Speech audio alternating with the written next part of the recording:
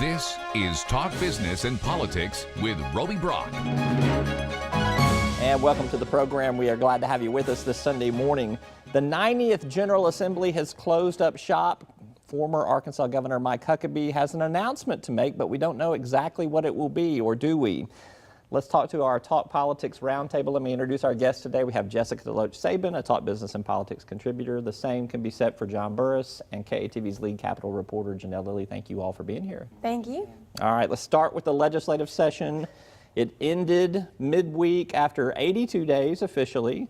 What will this legislative session be known for? Will it be the Representative Justin Harris session and rehoming? Will it be the tax cut session? Will it be the task force session, or will it be the religious freedom session, or something else? Yeah, I'm going to go with task force session, in the longitudinal look back at this, because I feel like for as far as burning hot for a while, I think definitely religion ended the session very, very much on everyone's minds. But in the long term, what we're going to see come out of the session are so many task forces and so many different meetings that continue, and hopefully we'll see the results of those carry into further sessions, and that's why that will have the name going forward. I agree with you. John Burris. Absolutely. I think back up and say that most importantly, the governor delivered on every single one of his campaign promises, and that's rare across the country. We're probably used to good governors in Arkansas, and this governor didn't disappoint. And that they were difficult issues; they weren't easy. But then also, kind of to your point, Janelle, I mean, the task forces, I think, in a positive way, have kind of slowed down the legislative process, which is a good thing. You should never feel rushed to make hugely consequential decisions inside an 80 or 90 day time frame if you don't have to, especially not in the modern day legislature. Slowing that stuff down was the right decision and can affect future legislatures. Were you giving former Governor Beebe a compliment there when you said that Arkansas is known for having good governors? Did I get you on record on that? Well, you mentioned Huckabee, and that's on my mind. But I would compliment both. All right. How about you, Jessica? Definitely yes to the task forces, absolutely, because I think that in the long run, that's what you're going to see a continuation of now that session's over. There's a lot of work that still has to be done. Depending on who you talk to, though, there were several pet issues that showed up during the session, and so some people would argue it was the religious freedom session, but if you take that a little bit further, it's the opening up of a real conversation about equality here in Arkansas. So that's a major takeaway from this session as well, on top of the task forces. All right. Let's talk about a couple of the task forces, since there was some general consensus that task forces are where we're at. I agree with you guys on that. Common Core met this week for the first time. The Healthcare Reform Task Force had its first kind of post-session official meeting as well. Way too early to tell what they might accomplish, but on those two in particular, let's go ahead and make predictions. What do you think they might accomplish? I mean, I think they're going to start taking bids to have at least on the healthcare task force, to have folks look at the Medicaid system as a whole. It's not just the private option. Right. We're talking about all of Medicaid as a whole, and I know it's been done in other states, and I've heard it several times brought up by legislators on the task force that they're going to start looking for those. And so I think pretty soon, once we see what direction they choose, who the bid goes to, I think that we'll know a lot more about the vision of this task force as a whole. Mm-hmm.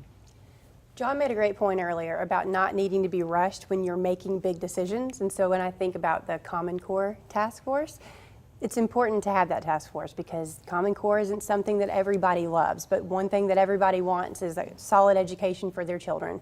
And so what this task force is working to do right now is to figure out if the Common Core standards are good enough for our state, and then making some decisions thereafter. So we'll see. I think task forces slow things down maybe a little bit too much, but they still serve a purpose. Yeah, John? Yeah, absolutely. I mean, the purpose is great because you can have a very focused debate without all the distractions of people bargaining over stupid, unrelated stuff, would just kind of be the blunt way to put it.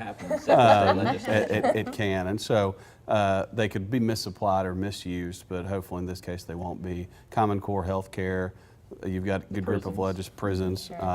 You've got good legislators focused there. I mean, they can make the wrong decision, but I think having it slowed down and in a setting where they're not worried about other things, gives them a greater opportunity to make the right decision. And I think at least on 2 of those task forces, you have deadlines naturally set. I mean, the private option ends at a date, and you actually have on Common Core, you have, you know, the park tests that have been delayed, but what are we going to test with? So you actually have real things that they really can't, you can't stretch those out beyond a certain point anyways, naturally. Yeah, and I think the other thing that we're kind of knocking around the edges of is almost like a balloon with too much air in it.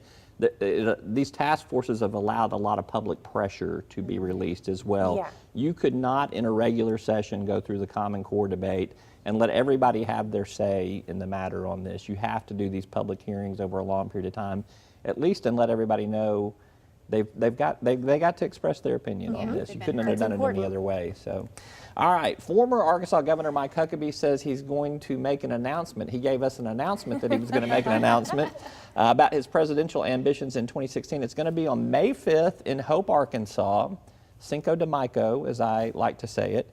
Can we all agree that he is running for president? I mean, you don't have this without this much fanfare for nothing. Yes. I mean, I think there will be a revolution if in Hope, Arkansas, if all he's announcing is another announcement. So I think at this The point, national media may not let him out of Hope, Arkansas, if that's the right. case. So. I guarantee you there will be enough press there to surround the city, so there will be no escape if there's Yeah, not if he's an not announcement. running, he should be Chamber of Commerce president for Hempstead County. All right, so why Hope, Arkansas? Obviously, it's his birthplace, his hometown, but there's probably another dimension to it. And can he win the nomination?